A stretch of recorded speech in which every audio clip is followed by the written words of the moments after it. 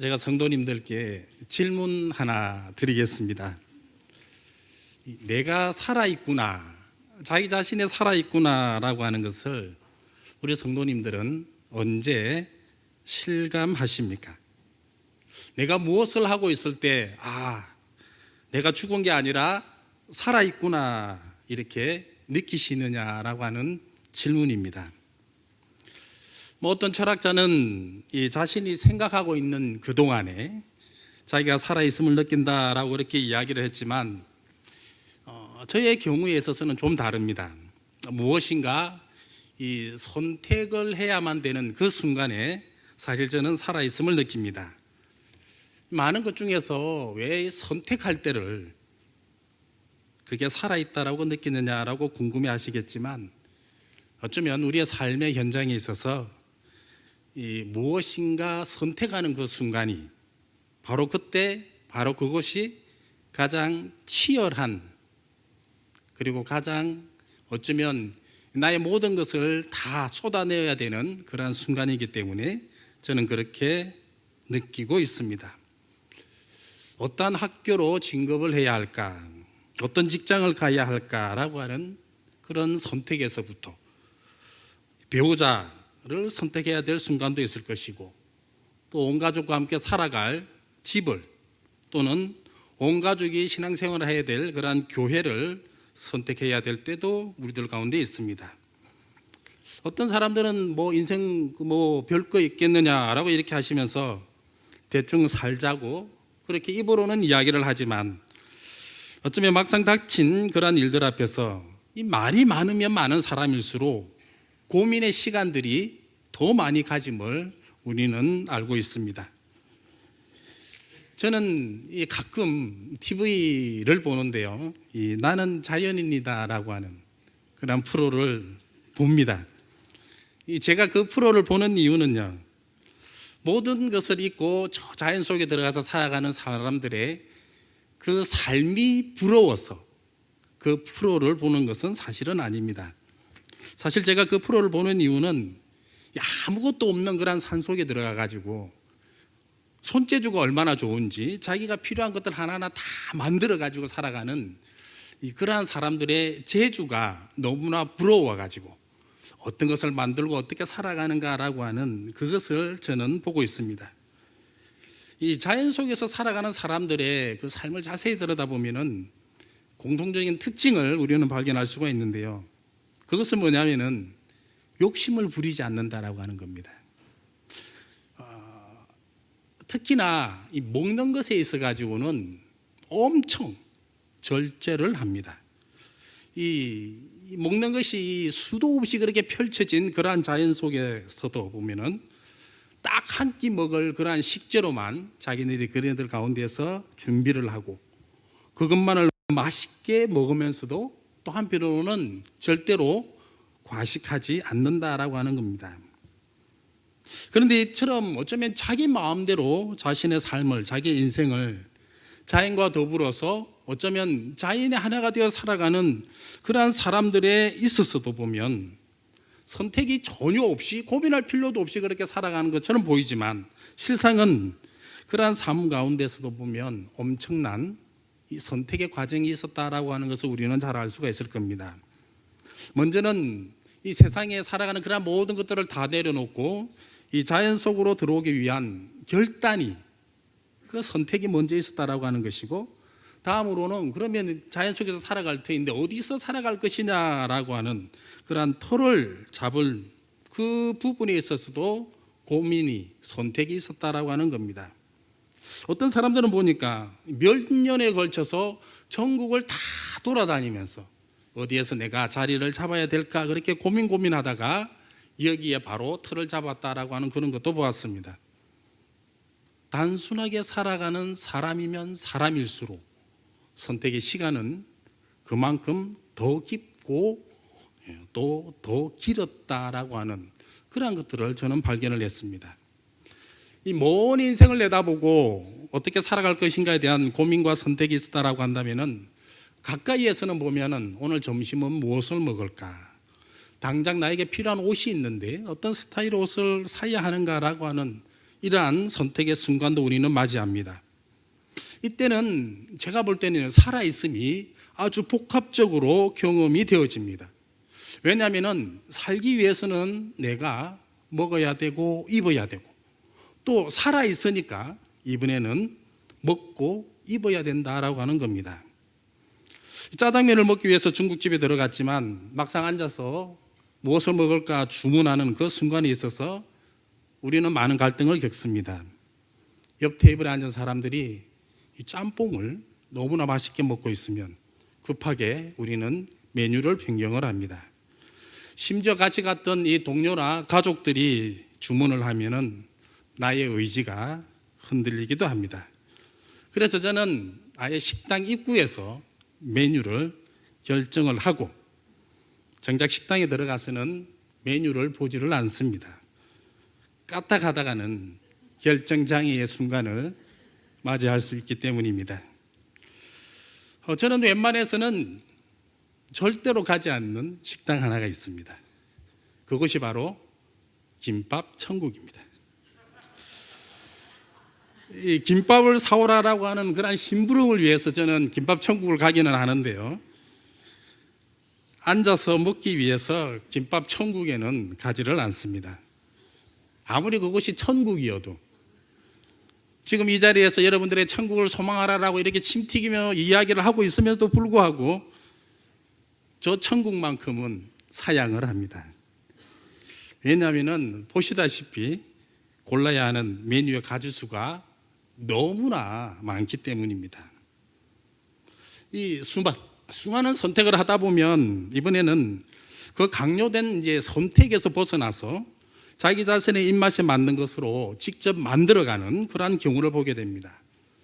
손재주가 있는 사람들은 자기 자동차를 자기 멋에 맞도록 그렇게 만들어 갑니다. 집을 자기의 마음에 드는 대로 그렇게 꾸미기도 하고 만들기도 합니다. 젊은이들은 청바지를 찢기도 하고, 중고등학생들은 교복에 가위를 갖다 대기도 합니다.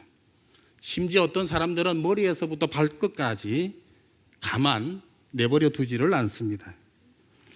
그러나 이때는 어쩌면 남들에게 강요되어진 그런 선택이 아니기 때문에 또 오직 자기 자신에게 최적화되어진 바로 그러한 것이기 때문에 이 일을 해가는 과정에 있어서도 즐겁고, 누가 뭐라고 해도 그 결과에 대해서는 아주 흡족해하고 만족해하며 살아가는 그런 모습들을 우리는 보게 됩니다. 문제는 우리의 삶과 그리고 생활에서만 이러한 경험들을 하느냐라고 하는 것입니다. 자기 멋에 그렇게 멋부리고 살아가겠다라고 한다면야 어쩌면 그렇게 큰 문제가 되지 않을지 모르겠지만, 내가 어쩌면 절대로 간섭할 수 없는 그 어떤 영역, 내 의지와 내 생각과 내 계획과는 그러한 것을 전혀 떠나서 내가 무엇인가 터치도 할 수 없는 그러한 영역에 있어서 그러면 나는 어떻게 해야 하는가, 어떠한 선택을 해야 하는가라고 하는 바로 그러한 문제입니다. 분명한 사실 하나는요, 세상의 이 모든 것들이 때로는 내 마음대로 할 수도 없고 또 한편으로는 될 수도 없다라고 하는 이 사실을 우리는 분명히 먼저 알아야 될 것입니다. 어쩌면 그러한 의미에서 오늘 우리가 이 본문을 사실 이 요한복음이다라고 하는 것을 보았는데요, 사실 이 설명을 하기 위해서는 오늘 요한복음만으로는 좀 부족합니다. 이 주보를 만들기 위해서 제가 어쩔 수 없이 오늘 본문은 요한복음의 말씀으로 그렇게 한정을 했지만, 실상은 우리가 보고 있는 이 마가복음을 비롯해서 이 모든 복음서의 말씀 전체를 가지고 오늘 우리가 생각해보는 그런 시간들을 한번 가지고자 합니다. 오늘 우리가 보았던 이 본문의 말씀은 깊게 들여다 보아야 되는 말씀임에는 틀림이 없습니다. 그러나 또 한편으로는 오늘 우리가 보았던 이 본문을 이 견눈으로 본다고 해서 절대로 이해할 수 없는, 그래서 너무나도 난해한 그러한 본문이냐라고 질문한다면 또 이번에는 꼭 그렇지만은 않습니다. 혹 여러분들은 조금 전에 저와 여러분들 같이 오늘 본문의 말씀을 같이 읽어갔는데, 이 본문을 놓고 과연 어떠한 이해들을 먼저 하셨습니까? 35절 말씀 먼저 한번 보겠습니다. 빛이 있을 동안에 다녀 어둠에 잡히지 않게 하라. 빛이 있는 동안에 그 빛 가운데로 가라라고 하는 것이고, 어둠에 잡히지 말도록 하라라고 하는 겁니다. 빛이라든지 어둠이라든지 이 둘 중에 하나만 어쩌면 본문에서 언급되었다라고 한다면은 우리가 이 본문을 이해함에 있어서 조금 어려울 수는 있는데, 다행히 이 두 가지가 동시에 나와 있기 때문에, 따라서 우리는 이 부분의 이 대조를 통해서, 이 두 군데의 대조를 통하여 일반적인 수준에서 우리의 생각으로 해석이 분명히 가능할 것입니다. 여기서 말하고 있는 빛이라는 것은 무엇을 의미할까요? 바로 생명을 이야기를 하는 것이고, 구원을 이야기를 하는 것이고, 예수 그리스도를 이야기하는 것이면 우리는 쉽게 알 수가 있습니다. 반대로 어두움은 무엇이겠습니까? 죽음이고 멸망이고, 그리고 사탄 마귀임도 우리는 알 수가 있습니다. 따라서 이 35절 말씀은 어쩌면 이 죄악된 삶이라든지 사탄 마귀에 이 붙잡힌 그러한 삶을 살아가지 말라라고 하는 것이고, 오히려 하나님이 원하시는, 그래서 하나님의 자녀로서의, 그리고 빛의 자녀로서의 삶을 살아가야 된다라고 하는 것으로 우리는 이렇게 쉽게 이해를 할 수가 있습니다. 그래서 36절의 말씀에 보면은 이번에 또 뭐라고 이야기를 하고 계시냐면은 그 빛을 믿고 그리고 그 빛의 자녀로 살아가라라고 하는 그런 말씀으로 연결이 되어집니다. 이 35절과 36절의 말씀을 같이 이어서 보면 이 말씀 속에서 특징이 무엇이라고 우리는 발견을 할 수가 있습니까? 빛이 무엇인지, 어둠이 무엇인지, 바로 그 특징들에 대해서 알기만 하면은 그 이해에 대해서는 너무나 쉽게 된다라고 하는 것이고, 반대로 빛에 대해서, 어둠에 대해서 모른다라고 한다면은 어떻게 되느냐라고 하는 것도 우리는 한번 생각을 해보자라고 하는 것입니다. 근데 그나마 눈치가 조금 있으면, 빛은 바른 삶이고 어둠은 바르지 못한 삶이기 때문에 단순히 그러면은 빛은 바른 삶, 도덕적인 삶, 윤리적인 삶으로 나아갈 것이고, 어둠의 삶은 윤리적이지도 않고 도덕적이지 않는 그러한 삶임을 우리는 생각을 해볼 수가 있습니다. 게다가 이 성경이다라고 하는 것이 우리가 분명히 알기에도 틀린 소리는 하지를 않을 것이고, 또 허튼 소리도 하지 않을 것이기 때문에 어떻게 하든지 간에 바른 쪽으로만 우리는 생각한다라고 하는 겁니다.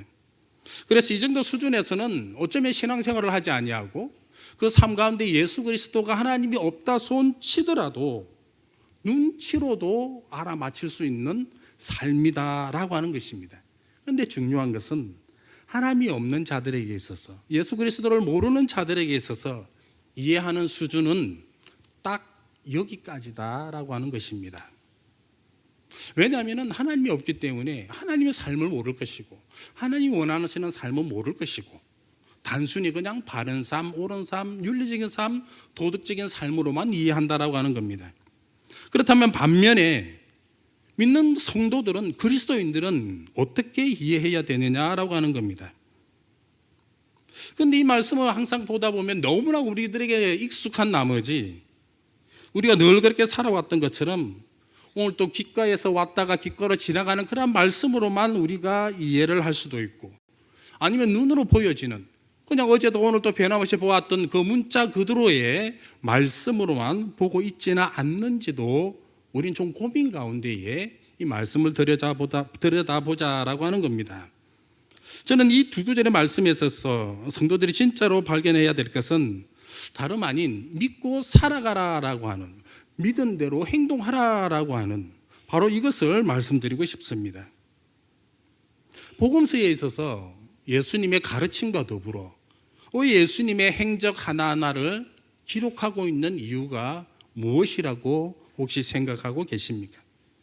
복음서에서 어쩌면 단순히 우리들에게 교훈을 주기 위한 것이었다라고 한다면은, 이 복음서에는 그냥 주옥과도 같은 그런 예수님의 말씀만을 쭉 기록해도 참 충분할 텐데, 예수님은 오늘은 어디로 가시고 또 내일은 어디로 가시고 왜 이렇게 하나하나 다 다니시는 것을 따라다니면서 거기에서 무엇을 하셨는가라고 하는 것도 동시에 기록하고 있느냐라고 하는 겁니다. 뿐만 아니라 그 바쁘시고 그 피곤한 예수님께서 가는 곳마다 사람을 만나시는데 그 지방에 있어서 고위 이 귀족들만을 만나는 것도 아니고 참 유명한 사람들만을 만나는 것도 아니고 나와도 같은 그런 평범한 사람들을 만날 뿐만 아니라 때로는 죄인들을 더 많이 만나시고 병자와 장애인들을 만나시고 그럴 뿐만 아니라 그 당시에는 이 전혀 인간의 축에도 들지 못했던 그러한 이 어린이들을 만나는 장면은 또 그것이 기록되어진 이유는 과연 무엇이라고 여러분들은 생각하고 계십니까? 그것은 예수 그리스도에 대해서 말 따로 행동 따로 하는 그러한 분이 아니다라고 하는 것을 보여주기 위한 것입니다.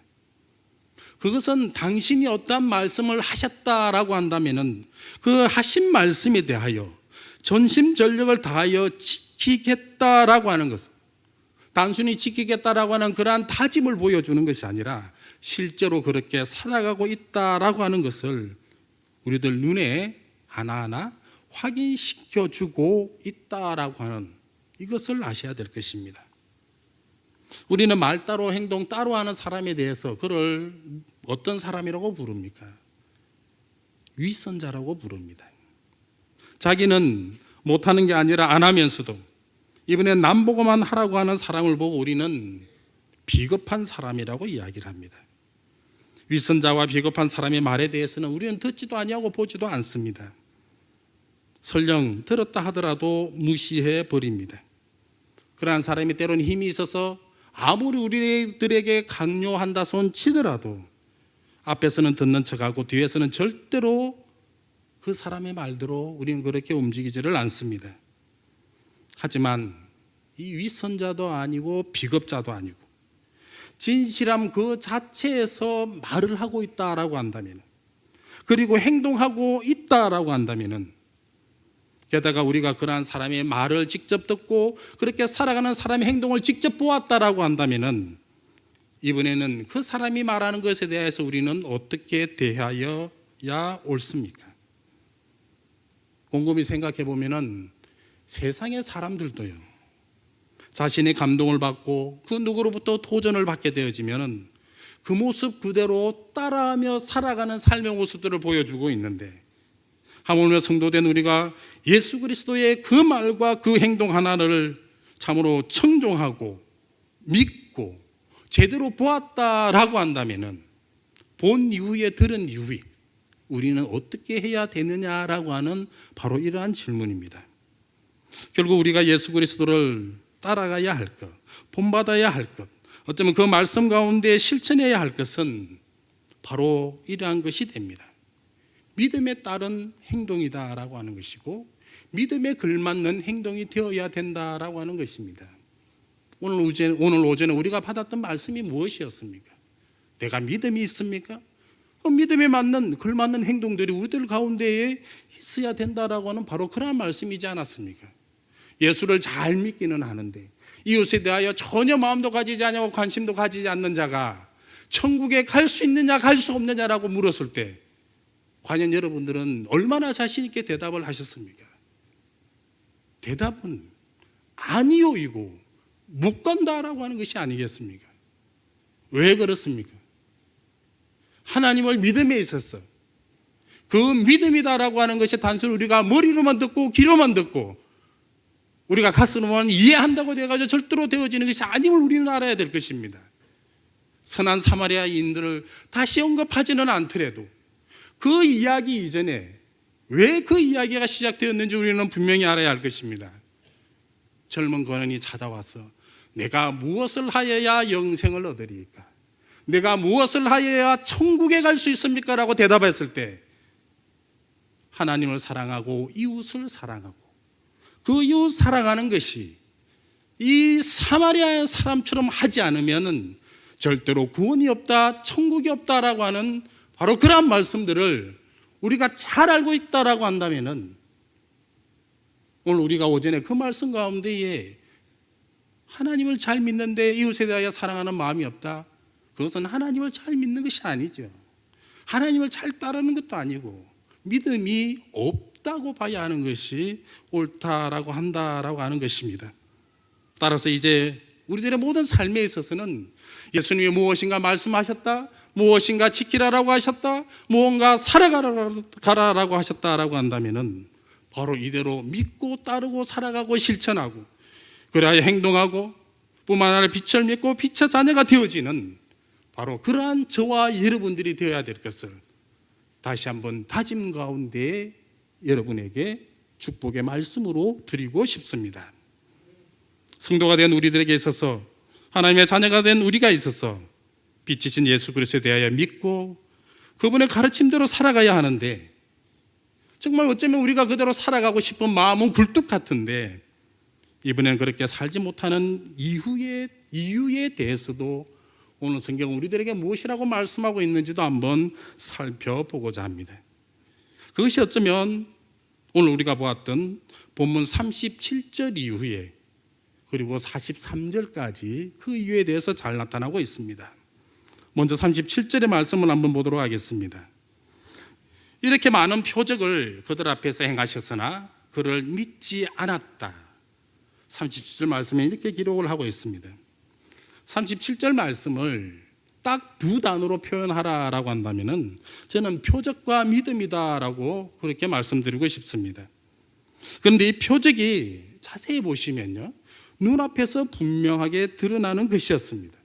이 표적은 나의 눈앞에서 분명히 확인되었습니다. 자, 그럼에도 불구하고 결국은 그를 믿지 않았다. 누구를 믿지 않았다는 겁니까? 예수 그리스도를 믿지 않았다. 모든 일들이 내 눈앞에 일어났음에도 불구하고 그 모든 것을 나의 눈으로 확인했음에도 불구하고 정작 그것을 행하신 예수 그리스도는 믿지 않았다라고 하는 것입니다. 예수 그리스도께서 공생의 기간 동안 행하신 그 많은 표적들은 누가 보더라도 의심할 수 없는 것들이었습니다. 먼저는 사기꾼들과 같이 말로만 하겠다라고 그렇게 하신 것이 아니었고, 다음으로는 마술사처럼 우리들 눈앞에서 한 듯 안 한 듯 그렇게 알 수 없는 것으로 일어난 것은 분명히 아니다라고 하는 것이었습니다. 어느 누구의 의심의 여지 없이 병자가 분명하게 고침을 받았고 눈물 어떤 자가 분명히 눈을 뜨게 되었고 안전병이가 일어났습니다. 심지어 죽었던 자가 다시 살아났습니다. 그런데 이상한 사실은 이것은 누가 했느냐? 분명히 예수 그리스도가 있음에도 불구하고 정작 이것을 행한 그 예수를 아무도 믿지 않았다라고 하는 것입니다. 그런데 이 장면에서 우리는 분명히 짚고 넘어가야 될 하나의 중요한 내용 하나가 더 있습니다. 누가 예수 그리스도를 믿지 않았는가?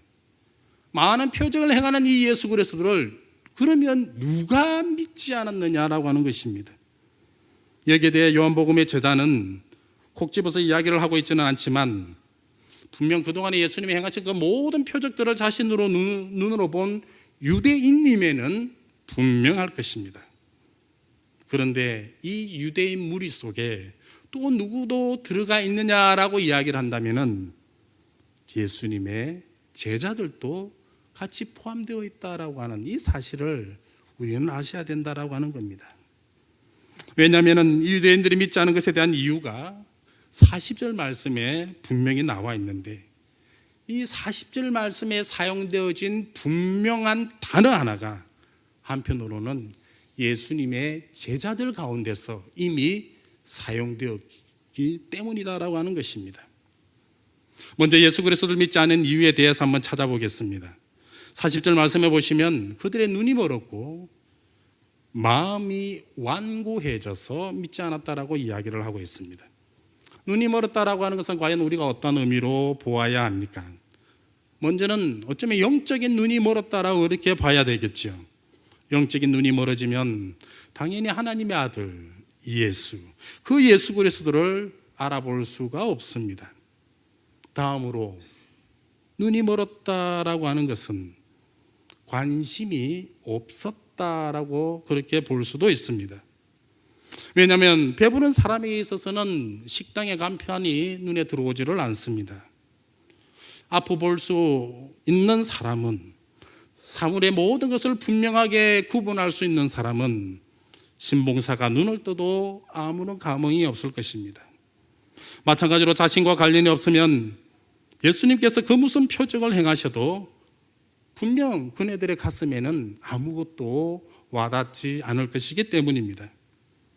나는 건강하고 나는 아픈 것이 하나도 없는데 저 이웃 마을에서 환자가 낫는 것이 나에게 무슨 의미가 있겠으며, 나는 배고픕니다라고 하는 그러한 절박함이 없는데 제 아무리 5,000명과 4,000명이라 할지라도 겨우 한 끼 먹인 그것이 그 무엇은 특별한 감흥으로 자신들에게 다가올 수 있느냐라고 하는 것입니다.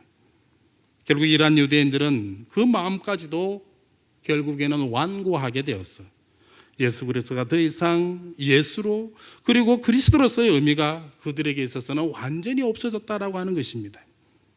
그런데 이렇게 마음이 완고하게 된 것은 유대인들 뿐만이 아니라는데 더더욱 문제가 있다라고 하는 겁니다.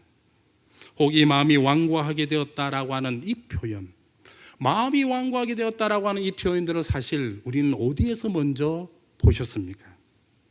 이 표현이 정확하게 마가복음 6장 52절에 이 표현이 나옵니다. 마가복음에서는 마음이 둔하여졌다라고 우리 한글 성경에서는 번역이 되어 있습니다. 요한복음 12장 40절의 말씀과 마가복음 6장 52절의 원어가 동일한 단어입니다. 그런데 우리 성경에서는 이 두 부분에 있어서 동일한 단어임에도 불구하고 약간 다르게 그렇게 번역과 표기를 했습니다. 번역할 때 표기는 조금 달라졌더라도 원래 그 뜻은 동일하다라고 하는 겁니다. 완고하다, 둔해졌다라고 하는 것은 그 마음이 돌과 같이 되었다라고 하는 의미고 마음이 강팍하게 되었다라고 하는 것입니다. 특별히 마가복음에서 언급된 이 마음이 둔해진 대상이 누구인가 할 때 그들은 다름 아닌 제자들이었습니다. 제자들 역시 5,000명을 먹이시고 바다 위를 걸어오시고 바람을 그치게 하시는 이가 하나님 아들 예수 그리스도였음에도 불구하고 그 예수님의 실체를 깨닫지 못하고 더 나아가 믿지도 못했다라고 하는 겁니다. 사랑하는 성도 여러분, 유대인들이야 어쩌면 예수 그리스도에 대하여 믿지 못했던 것에 대하여 그럴 수 있었다 손 치더라도 제자들마저 이 예수 그리스도에 대하여 알지 못하고 믿지 못한 것에 대하여 우리는 이 부분을 어떻게 바라보아야 하고 어떻게 이해해야 되고, 그럼 우리는 우리의 삶 가운데서 이를 어떻게 받아들여야 되느냐라고 하는 문제가 남아 있습니다. 예수님께서 5,000명을 먹이신 이후에 바다 위를 걸으시고 바다에 부는 바람을 그치게 하셨다라고 하는 복문을 어쩌면 저 역시도 평생을 보아왔음에도 불구하고 마가복음 6장 52절의 표현은 저 역시도 부끄럽지만 최근에 들어서야 제대로 보았습니다. 저는 이 말씀을 접하고 나서 제 자신을 돌아보았습니다. 왜 여태껏 이 52절의 말씀은 왜 여태껏 나의 평생의 삶에 있어서 발견하지 못했을까라고 하는 겁니다. 그러면서 깨달은 것은 바로 이것이었습니다. 동일한 사건이 마태복음에서는 14장에 기록되어 있는데 주로 이 본문이 어떤 때 사용되어졌느냐라고 하면은 제자들을 책망하고 베드로를 책망하는데 사용되어졌다라고 하는 본문입니다.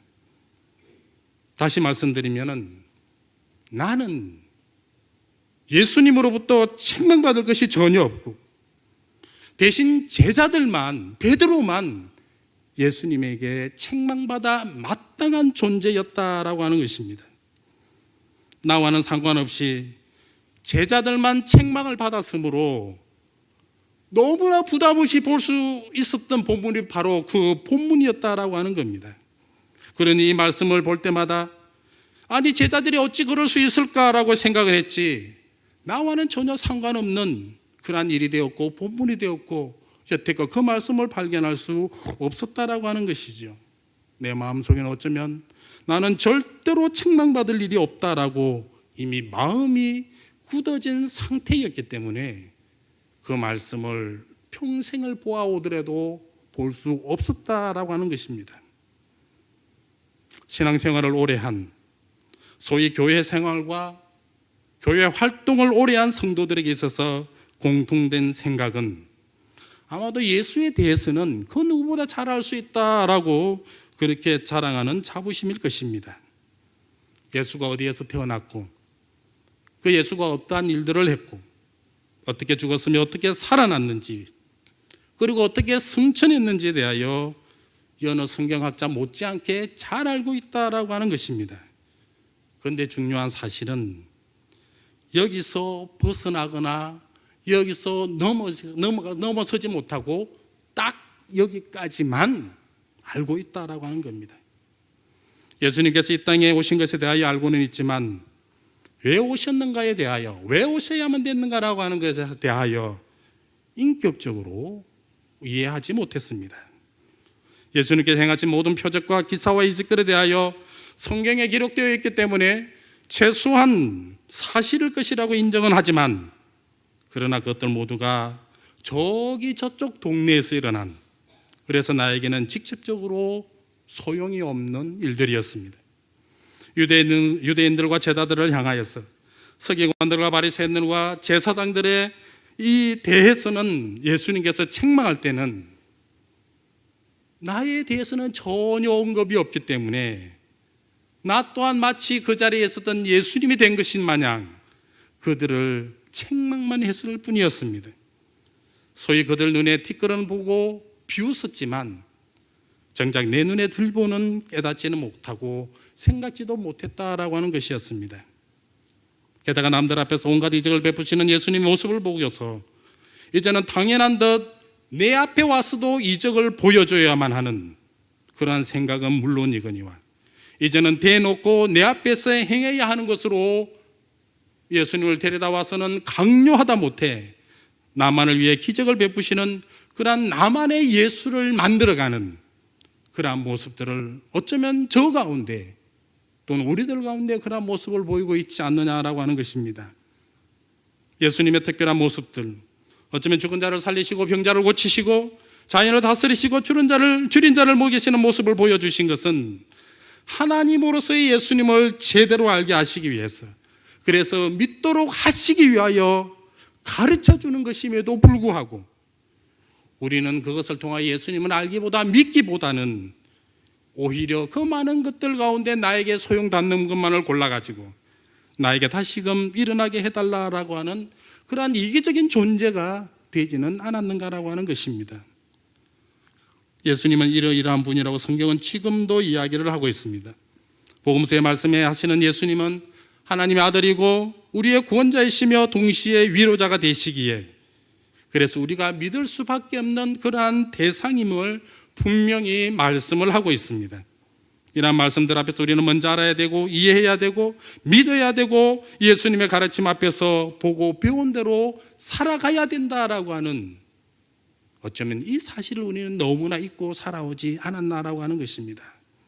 지금 우리의 삶의 모습, 우리의 신앙의 모습들은 과연 어떠한 모습을 보여주며 살아가고 있습니까? 많은 병자들의 병을 고쳐주셨고 그래서 이번에는 나의 병을 고쳐주셔야 되고 줄인 자들의 배를 채워주셨으니 이번에는 나만의 배를 채워달라고 그렇게 하고 있습니다.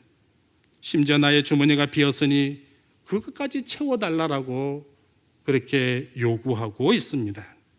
그러다가 이 모든 일들이 나에게만 일어나지 않으면, 내 눈앞에서 그 모든 일들이 확인되어지지 않으면 이번엔 예수를 원망하고 원망 이후에는 또 다른 예수를 만들어서 그에게 나의 요구를 들어달라고 그렇게 말하고 있다라고 하는 것입니다.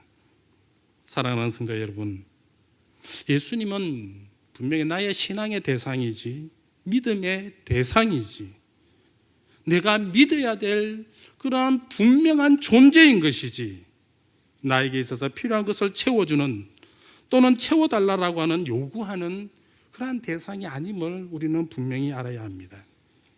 물론 이렇게 저렇게 해달라고 우리는 강구는 할 수가 있습니다. 하지만 분명한 것은 예수님이 가르치신 그 기도의 이 모범인 주기도문을 보시면은 그 주기도문 가운데에 달라고 간청하는 장면은 딱 하나밖에 없다라고 하는 겁니다. 그것이 무엇이었습니까? 나에게 일용할 양식을 달라라고 하는 바로 그러한 간구밖에 없다라고 하는 겁니다. 여기에는 어쩌면 우리의 모든 필요를 예수님께서는 알고 계시므로 예수님께서 먼저 아시고 우리들에게 채워주셨기 때문에 더 이상의 것은 필요하지도 않고, 또 한편은 쓰고 남음이 있을 정도의 그 많은 것들을 우리들에게 있어서는 요구할 필요도 없을 뿐더러 또한 우리들에게 있어서는 필요치도 않다라고 하는 그 가르침이 우리들 가운데 있다라고 하는 것입니다. 분명 우리는 예수님이 나의 상황에 대하여 도움의 기도가 필요합니다. 그런데 여기에서 우리의 마음의 자세가 중요합니다. 나에게 도움이 필요하므로 내가 도움의 손길을 부탁을 했습니다. 그렇다라고 한다면은 이번엔 그 도움을 주고 안 주고는 누가 판단하느냐? 내가 요청했으므로 요청을 받은 예수님께서 하셔야 되는 것입니다. 그런데 우리의 도움은 그 도움의 손길이 부탁이 아니라 요구를 하고 있고, 요구에 대한 응답마저도 내가 판단해서 응답하지 않으면 원망하고 비난하고, 심지어 그 도움의 이 요청의 대상을 수시로 바꾸기까지 했습니다. 이 모든 상황과 현실을 두고 어쩌면 자기에게 만든 예수를 언제나 우리가 새롭게 만들어가는 것이 아닌가라고 하는 그러한 생각을 하게 된다라고 하는 것입니다. 여담입니다마는 예수님은 분명 우리 인생에 있어서 꼭 필요하다면 꼭 필요한 그것 하나만을 주시는 것을 아셔야 됩니다. 분명히 우리들에게 주시되 꼭 필요한 것 그것만을 주신다라고 하는 겁니다. 5천 명을 먹이신 사건에 있어서 우리는 어린 아이의 섬김을 통하여 줄인 자들의 배를 채우심을 보았습니다. 그들에게 있어서 필요한 한 가지는 무엇이었습니까? 굶주림을 채우는 그것이 거기에서 필요했다라고 하는 것입니다. 보통의 경우다라고 한다면은 5천 명 중에 한 명이라도 분명 자신을 배불리 먹이신 것에 대하여 감사해서 예수님께 나와 감사를 표시할 수도 있었을 것입니다. 분명 성경에 기록된 것이 없으므로 가정의 복음인데 그것이 최소한의 예수님 앞에 나와 감사를 행할 때에 어쩌면 금전적인 감사도 있을 수가 있습니다. 그렇다라고 한다면 이 500여를 통하여 5천 명을 먹이셨듯이 동전 하나를 통하여서 5천 명의 손에 이번에는 쥐어줄 수도 있었다라고 하는 그런 가정이 충분하지 않겠습니까? 말씀을 들어서 영이 든든하고 먹어서 배가 든든하고 손에 돈까지 쥐어서 보냈다라고 한다면 이들은 어쩌면 영원토록 예수를 쫓았을 것입니다. 오늘 오후 찬양 예배에서 설교 말씀을 통하여 은혜는 못 받았을 돈 치더라도 점심 때 든든히 먹은 국수 한 그릇이 있고 손에 받아든 떡 한 덩어리가 있고 게다가 오늘 예배를 마치고 나가시는 모든 분들에게 10만 원짜리 하나씩 손에 잡혀 드린다라고 한다면 다음 주 예배 안 오실 분들 우리 중에 한 분이라도 계시겠느냐라고 하는 것입니다. 그런데 중요한 것은 예수님은 이렇게 하시지 않으셨다라고 하는 겁니다. 예수님의 말씀을 들으러 모인 자들에게 필요한 꼭 한 가지는 그들의 배고픔을 채우는 것이었고 그것이 그들에게 있어서 일용할 양식이었습니다. 따라서 예수님의 이 500여의 기적을 통하여 보여주고 가르치는 것은 하나님으로서의 능력을 보여주신 것이고 그 능력은 하나님을 믿으라라고 하는 그러한 것이었지 결탄코 평생 먹고 살 것을 너희들에게 주는 인간적인 기대와 요구만을 만족시키는 어쩌면 가치절하된 그러한 예수를 보여준 것은 그 장면에서는 결탄코 없다라고 하는 것입니다. 말씀을 정리하도록 하겠습니다. 예수님은 하나님이십니다. 예수님은 또한 하나님의 아들이십니다. 예수님은 우리의 구원자가 되십니다. 그래서 이것만으로도 충분해가지고 그 예수님의 믿음의 대상이 되는 것이고 신뢰의 대상인 것이고 우리와의 찬양과 예배를 받으시기에 충분하다라고 하는 것입니다.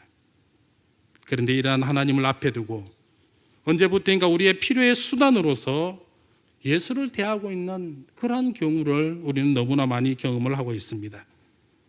우리 온갖 요구 앞에 들어주실 때는 손을 들어서 환영하다가도 작은 것 사소한 것 같아 보여 무심하게 지나왔으면서도 그 중에 하나라도 들어주지 않는 듯하면 그때는 원망과 불평과 더불어서 그 자리에서 예수를 갈아치웁니다. 더더욱 놀라운 사실은 이러한 모습이 예수를 알지 못한다라고 하거나 신앙생활의 경륜이 짧은 자들에게 있어서 일어나는 것이 아니라 신앙의 연수를 자랑하는 바로 우리들에게 있어서 더 많이 그리고 더 자주 일어난다라고 하는 사실입니다. 사랑하는 성도 여러분, 지금 여러분들의 양심에 손을 얹고 자신에게 물어보시고 한번 대답해 보시기 바랍니다. 나는 예수를 믿고 있습니까? 아니면 나는 믿을 만한 예수를 만들어가고 있습니까? 나는 예수님의 말씀대로 따르며 살아가고 있습니까? 아니면 나의 기준을 새롭게 만들어서 그때그때마다 살아가고 있습니까? 분명한 사실은 마음이 둔해진 자들에게 있어서 예수의 음성은 들리지가 않습니다. 마음이 완고해진 자들에게 있어서는 예수가 보이지를 않습니다.